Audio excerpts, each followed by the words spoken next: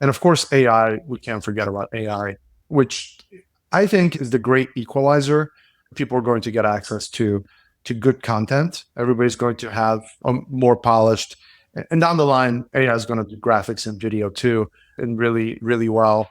So the question is, how are you going to stand out with this sort of great equalizer in place? How are you going to be different? So I think that's going to be a question that's going to be ever so important to answer.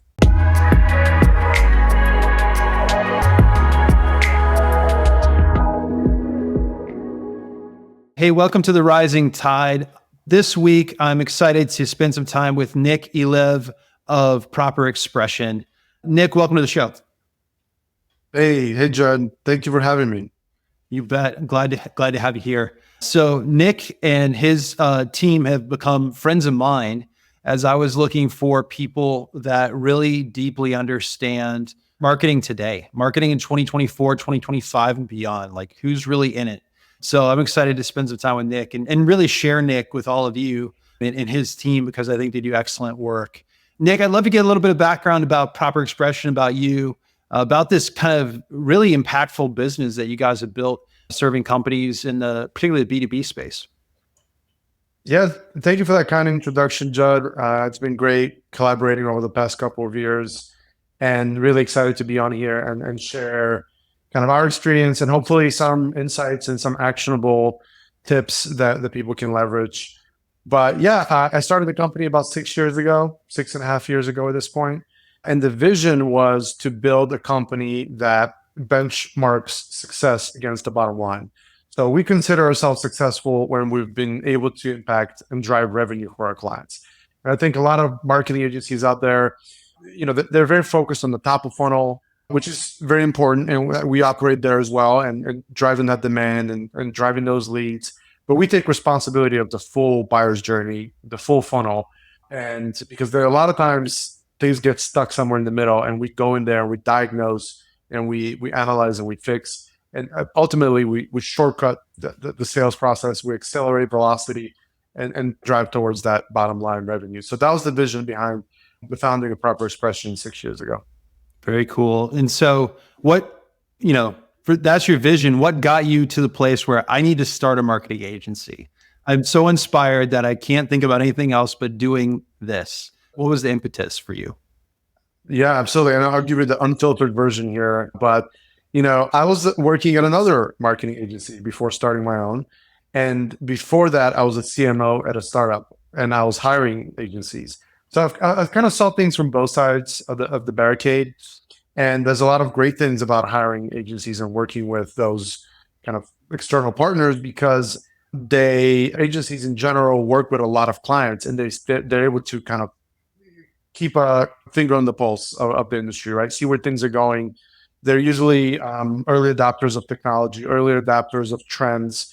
They can recognize patterns, but they have their limitations too. And one of those limitations that I experienced when I was hiring agencies as a startup CMO was the depth. They don't have as much time, obviously, or as much as an in-house team does, to dive in and get deep.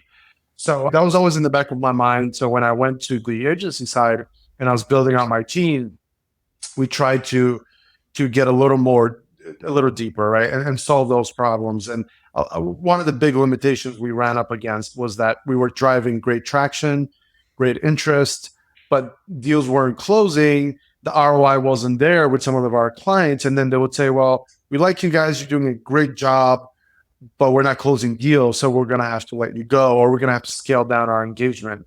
So through no fault of our own, we were losing customers and clients, or even if we weren't losing them, we weren't seeing them feel great about this engagement and be able to sit at the board, the board meeting or the executive level and say, hey, here's the ROI from this effort.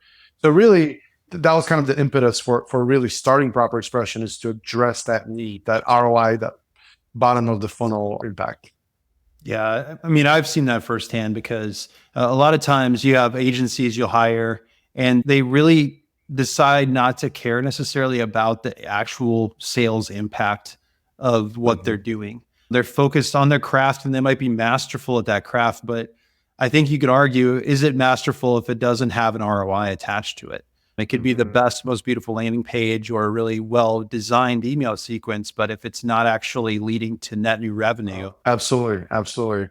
It's a tough problem to solve. And I kind of wish I had easier problems to solve, but it's the important one, right? It's a really important one. And that's why we've kind of chosen to make this our mission. I have a lot of respect for service providers out there who focus on a niche, on a service niche, and they just do Google ads or they just do content. That's great. And we need that out there as well. But ultimately, somebody needs to be putting the entire puzzle together and kind of seeing what's missing and really plugging in the missing pieces into that formula to get a net positive outcome at the end. So we think it's a very strategic need, and that's what we've chosen to kind of position ourselves. Yeah, one of my favorite things is sometimes like I'll introduce you to different people I care about, different companies I'm invested in, and then I'll sit on a call maybe once a month. And one of my favorite things to hear is your team telling the customer that strategy doesn't work, and we need to pivot, because I think the thing that a lot of people don't do is they get married to this idea like, oh, this particular engagement is my thing. I'm going to ride this into the ground. And, instead of in times you're saying, stop spending money on this. Let's spend money on this, or let's just focus on this particular channel right now. And I think there's just in wealth management, we have this idea of like a fiduciary. We're doing essentially what's in the best interest of your customer. And I think that is the interesting approach that I've seen with your team is like, hey, you're going to tell me like it is.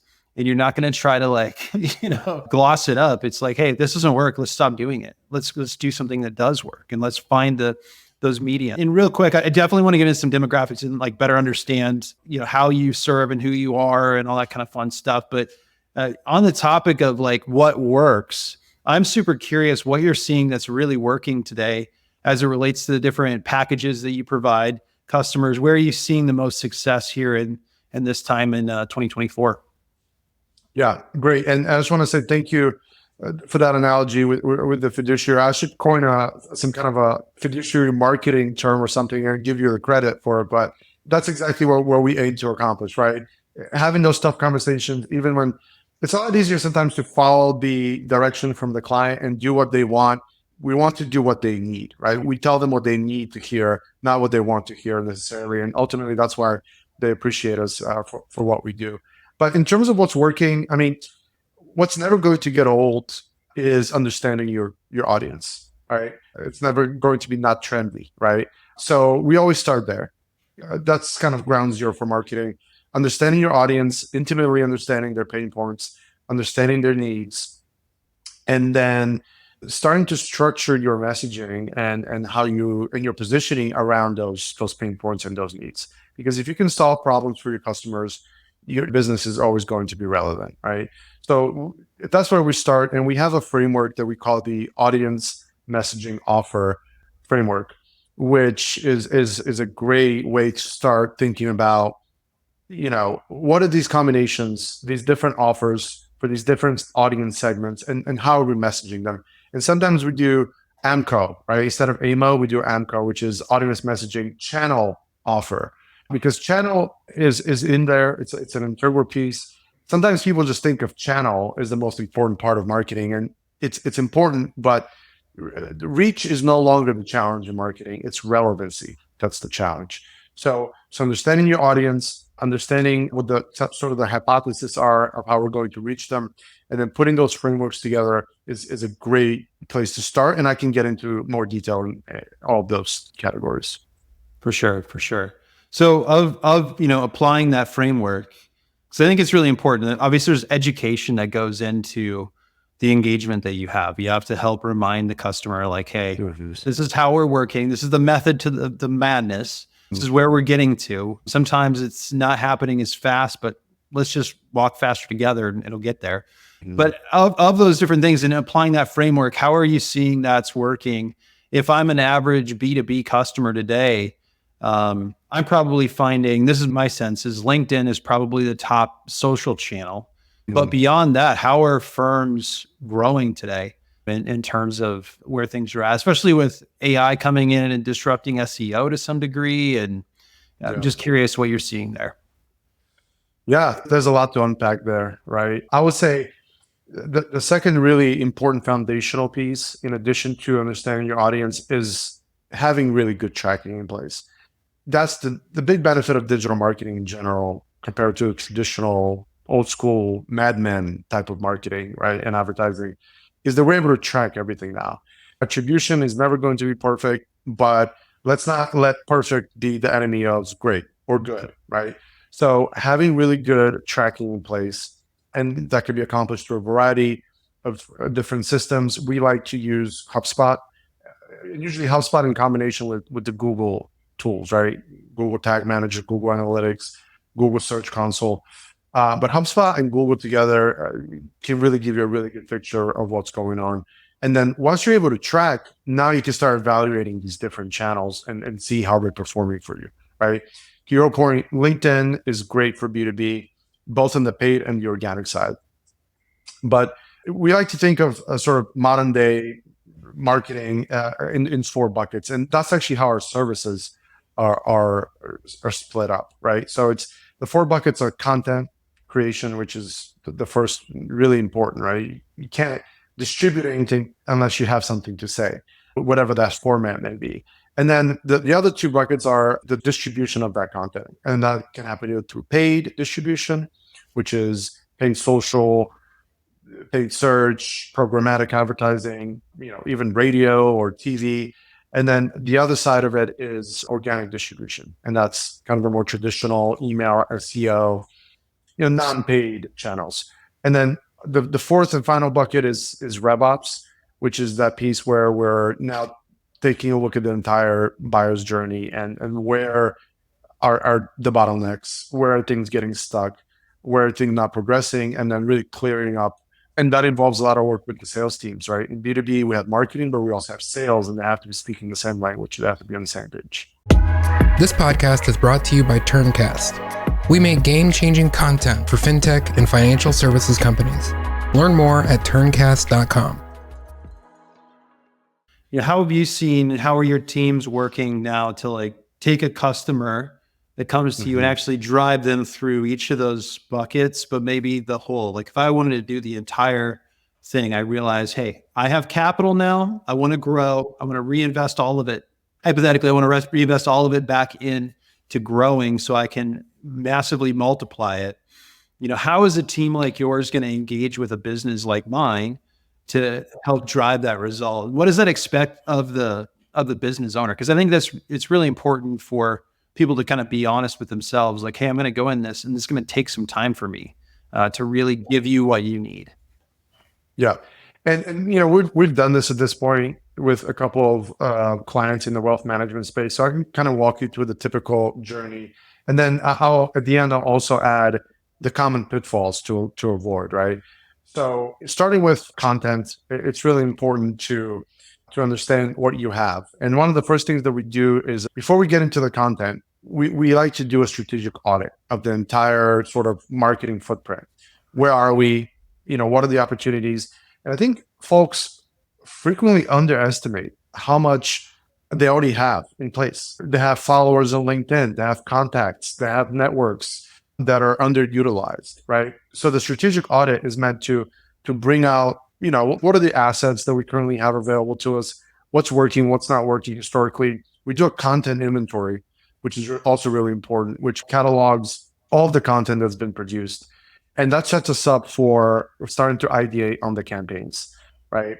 So once we have the strategic audit in place, once we understand what content we have, now we know what content we need to create, but also we start to think about, okay, how do we distribute this content, right? So then we look at organic, which is typically a little bit easier to get started with, right? It's less of an investment. Email is still great. Anybody who tells me email doesn't work in 2024, 2025, I'm going to strongly disagree. Email is great, but of course, there's a lot of noise there. So relevancy is key. But that goes for every channel, especially in the financial services space. Webinars are huge, right? We consider that an organic distribution piece, right?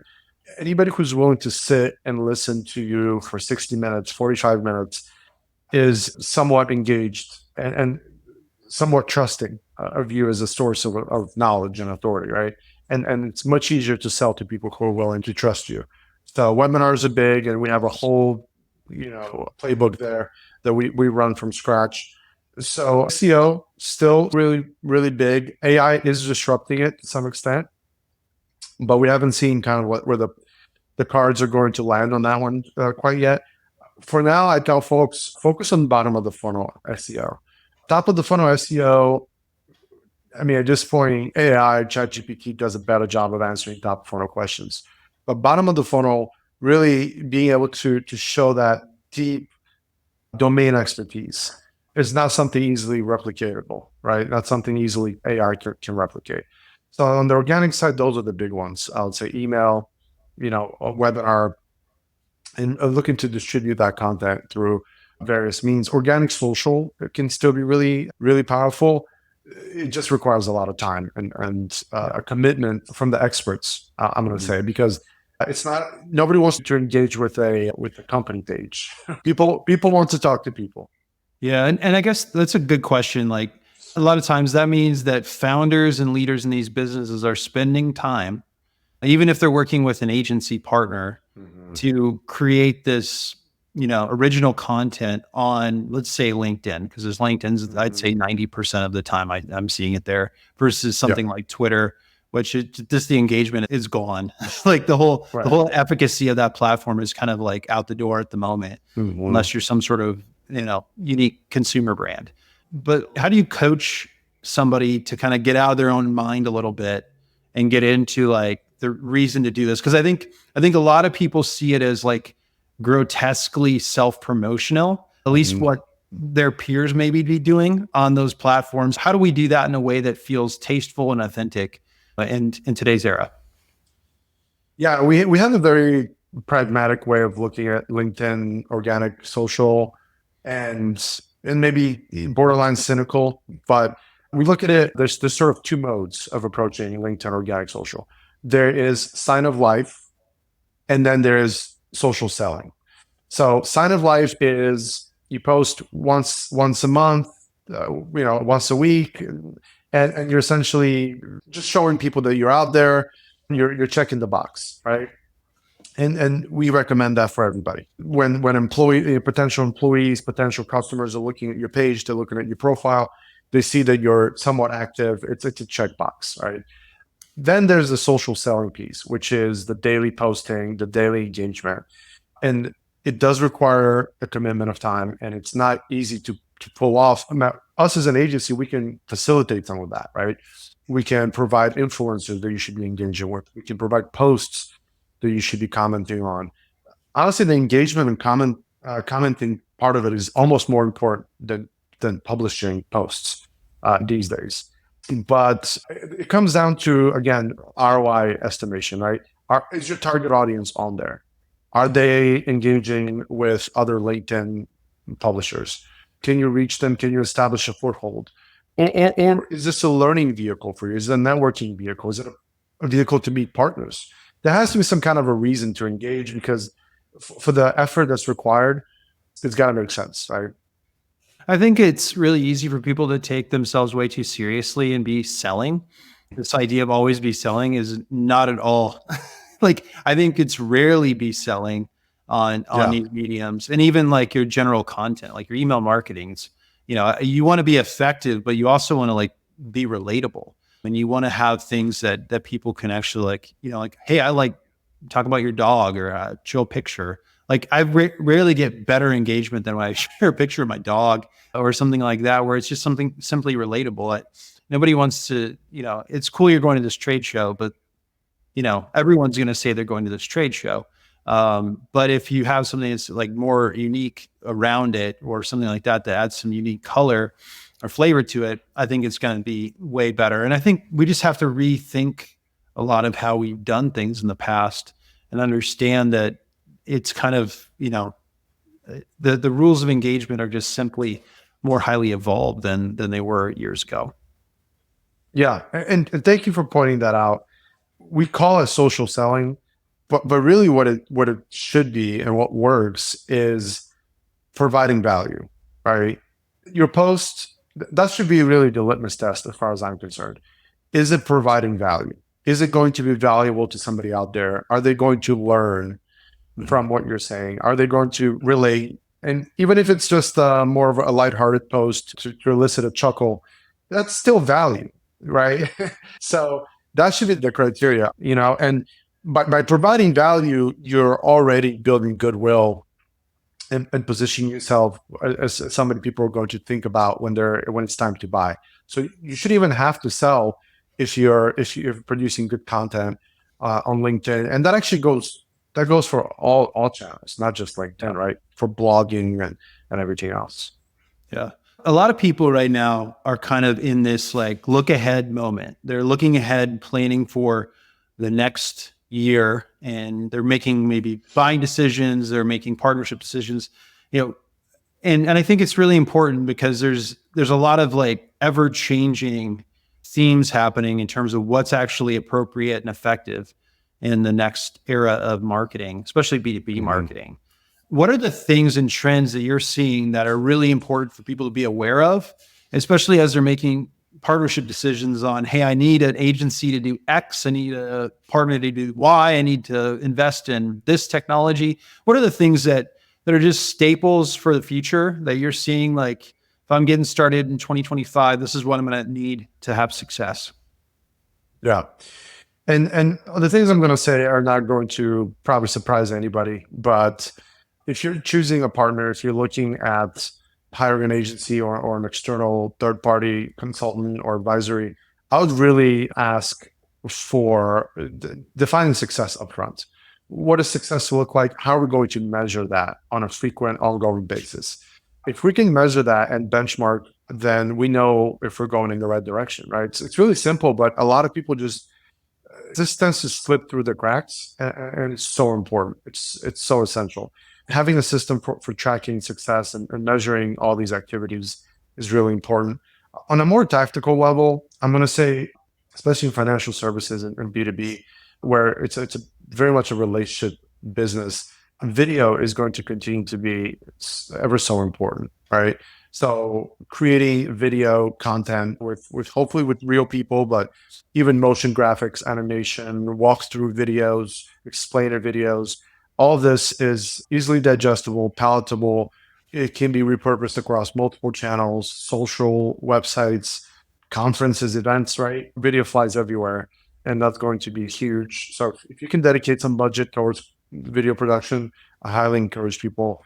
And of course, AI, we can't forget about AI, which I think is the great equalizer. People are going to get access to good content. Everybody's going to have kind of more polished. And down the line, AI is going to do graphics and video too, and really, really well. So the question is, how are you going to stand out with this sort of great equalizer in place? How are you going to be different? So I think that's going to be a question that's going to be ever so important to answer. Yeah. Yeah, no, I think there's an interesting tension too, where it's like, there's always a lot of new things that you can say, like, hey, I can use Synthesia to do this like AI version of a real person. Don't do that. I'm just going to say that. Don't do that. If you're in the trust industry, don't do that. Be real. Have real people. Get a real camera. Get lighting. Invest in the settings that your people work in. And even if it's not great, it's still authentic. And that's the important thing. The experience they have with you digitally should be cohesive with the experience they would have with you across a coffee table or breakfast or in your office. We need to be that. And, sometimes we need to scale it. I get it. But I think it's really important for us to hold on to who we really are and how well we understand the unique nuances of the people we serve. Yeah. Yeah. Authenticity is one of the other things that's never going to go out of style. And I've seen people take the concept of personalization, which again, is very closely related to the concept of relevancy, and completely turn it into this like robotic. I'm sure everybody who's listening has gotten those emails like, "Oh, I saw you publish that blog," and then they pitch you their product, or "I saw you went to this conference," and then the one sentence of personalization is not personalization. That's not authentic personalization, right? So So it's what we do, but also how we do it. So I'm going to just again co-sign on what you just said. It has to be done right. Yeah. Awesome. Yeah. I mean, it's interesting. I get there's something to be said about the lonely people of LinkedIn that are sending these like soulless DMs to you about all these things. And then I watch them have a conversation and then they're using some tool to do it. I really hope for their sake, they're not doing this, one off. But they're doing this, they're having this like conversation with themselves and then trying to like extract or project their disappointment onto me as the reader. I'm like, I do not care. Like I do. Yeah. My law of LinkedIn is I will accept pretty much anybody, but I'm not going to interact with, but maybe 1%. And these are generally people I probably already know or have one degree of separation that would make a ton of sense. And I don't think that's going to change. I think we have to understand that's going to be the expected behavior and then just be ourselves and all of that and understand like, hey, we should just be good socially in general. And then, stay close to that when we're interacting in the way we grow and scale our businesses through marketing.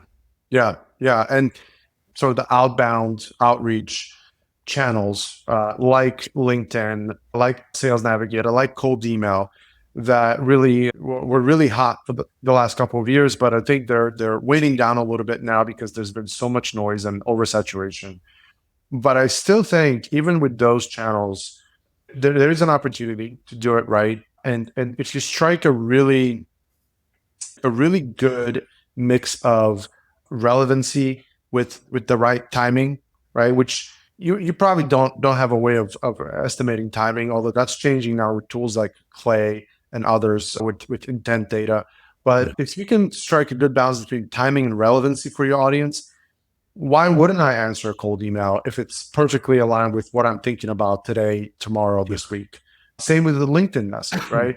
It has to be done right. And the margin for error is it's almost non-existent. Again, it just shows you it's not just about the channel, it's about the fit.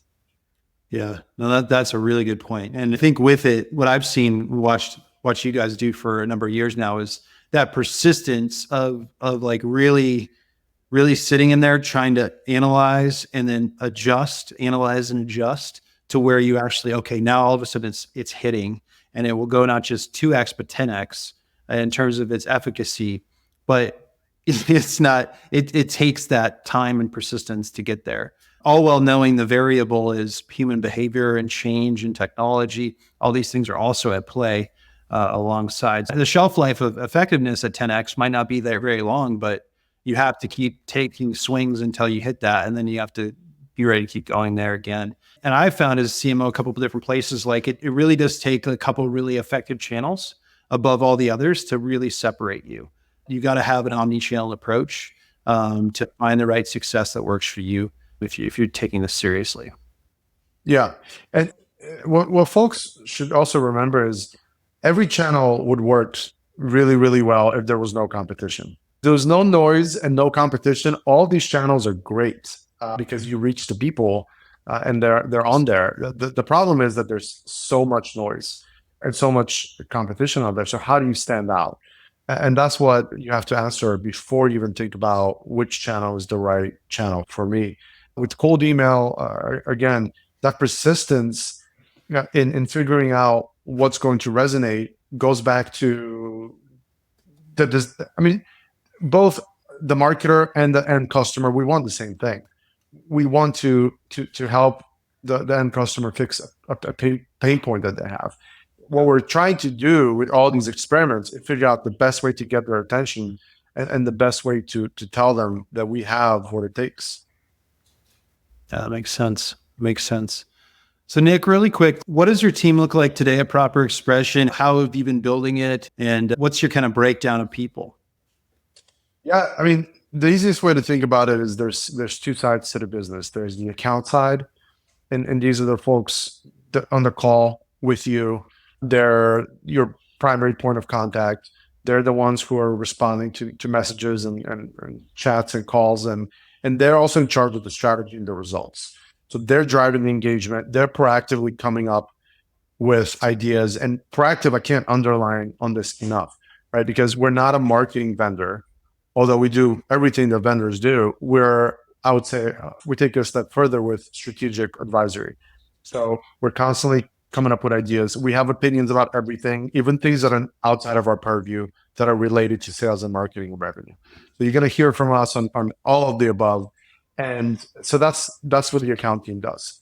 And then we have the specialists, right? These are the SEO guru, the creative designers, the video production folks, the writer, right? The HubSpot automation expert. And these guys are usually working behind the scenes. I should say, don't forget the advertising team, the PPC folks. So they're working behind the scenes. They're in the platforms. They're in the tools all day. Occasionally they get client-facing time, but usually they're working behind the scenes and executing and interacting with the account team. And right in the middle sits the project management. That they're sort of the traffic managers between the two sides.